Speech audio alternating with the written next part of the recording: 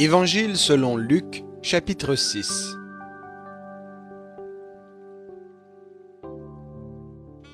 Il arriva un jour de sabbat que Jésus traversait des champs. Ses disciples arrachaient des épis et les mangeaient, après les avoir froissés dans les mains. Quelques pharisiens leur dirent « Pourquoi faites-vous ce qu'il n'est pas permis de faire pendant le sabbat ?» Jésus leur répondit « N'avez-vous pas lu ce que fit David lorsqu'il eut faim, lui et ses gens, comment il entra dans la maison de Dieu, prit les pains de proposition, en mangea et en donna à ses gens, bien qu'il ne soit permis qu'aux sacrificateurs de les manger? Et il leur dit, le Fils de l'homme est maître du sabbat. Il arriva un autre jour de sabbat que Jésus entra dans la synagogue et qu'il enseignait. Il s'y trouvait un homme dont la main droite était sèche. Les scribes et les pharisiens observaient Jésus pour voir s'il ferait une guérison le jour du sabbat. C'était afin de trouver un motif de l'accuser. Mais il connaissait leur raisonnement, et il dit à l'homme qui avait la main sèche, « Lève-toi et tiens-toi là, au milieu. » Il se leva et se tint debout. Et Jésus leur dit, « Je vous le demande, est-il permis, le jour du sabbat, de faire du bien ou de faire du mal, de sauver une personne ou de la perdre? » Alors, promenant ses regards sur eux tous, il dit à l'homme, « Étends ta main. » Il le fit, et sa main devint saine. Rempli de fureur, ils discutaient entre eux sur ce qu'ils feraient à Jésus. En ce temps-là, Jésus se rendit à la montagne pour prier, et il passa toute la nuit dans la prière à Dieu. Quand le jour parut, il appela ses disciples, et en choisit 12, auxquels il donna le nom d'apôtres. Simon, qu'il nommait Pierre, André son frère, Jacques, Jean, Philippe, Barthélemy, Matthieu, Thomas, Jacques, fils d'Alphée, Simon, appelé le Zélote, Jude, fils de Jacques, et Judas Iscariote, qui devint traître. Il descendit avec eux et s'arrêta sur un plateau où se trouvait une grande foule de ses disciples et une multitude de peuples de toute la Judée, de Jérusalem et du littoral, de Tyr et de Sidon. Ils étaient venus pour l'entendre et pour être guéris de leur maladie.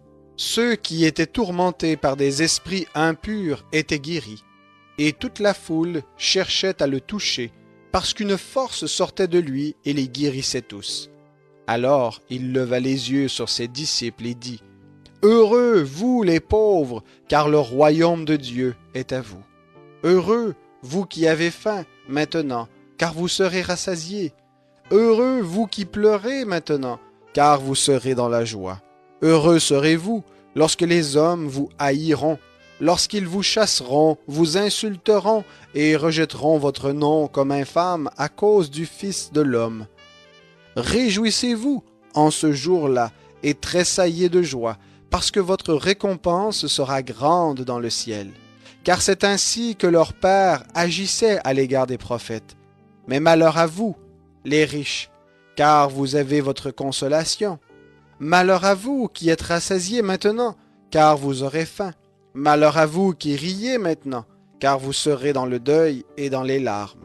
Malheur lorsque tous les hommes parleront bien de vous, car c'est ainsi que leur Père agissait à l'égard des faux prophètes. Mais je vous dis, à vous qui écoutez, aimez vos ennemis. Faites du bien à ceux qui vous haïssent, bénissez ceux qui vous maudissent, priez pour ceux qui vous maltraitent. Si quelqu'un te frappe sur une joue, présente-lui aussi l'autre. Si quelqu'un prend ton manteau, ne l'empêche pas de prendre encore ta tunique. Donne à quiconque te demande et ne réclame pas tes biens à celui qui les prend. Ce que vous voulez que les hommes fassent pour vous, faites-le pareillement pour eux. Si vous aimez ceux qui vous aiment, quel gré vous en saura-t-on? Les pécheurs aussi aiment ceux qui les aiment. Si vous faites du bien à ceux qui vous font du bien, quel gré vous en saura-t-on? Les pécheurs aussi en font autant. Et si vous prêtez à ceux de qui vous espérez recevoir, quel gré vous en saura-t-on? Les pécheurs aussi prêtent aux pécheurs afin de recevoir l'équivalent. Mais aimez vos ennemis, faites du bien et prêtez sans rien espérer. Votre récompense sera grande et vous serez fils du Très-Haut, car il est bon pour les ingrats et pour les méchants. Soyez miséricordieux, comme votre Père est miséricordieux. Ne jugez pas, et vous ne serez point jugés. Ne condamnez pas, et vous ne serez point condamnés. Absolvez, et vous serez absous. Donnez, et l'on vous donnera. On versera dans votre sein une bonne mesure, serrée, secouée et qui déborde, car on vous mesurera avec la mesure dont vous mesurez. Il leur dit aussi une parabole. Un aveugle peut-il conduire un aveugle? Ne tomberont-ils pas tous deux dans une fosse? Le disciple n'est pas plus grand que le maître, mais tout disciple accompli sera comme son maître. Pourquoi vois-tu la paille qui est dans l'œil de ton frère et ne remarques-tu pas la poutre qui est dans ton œil à toi?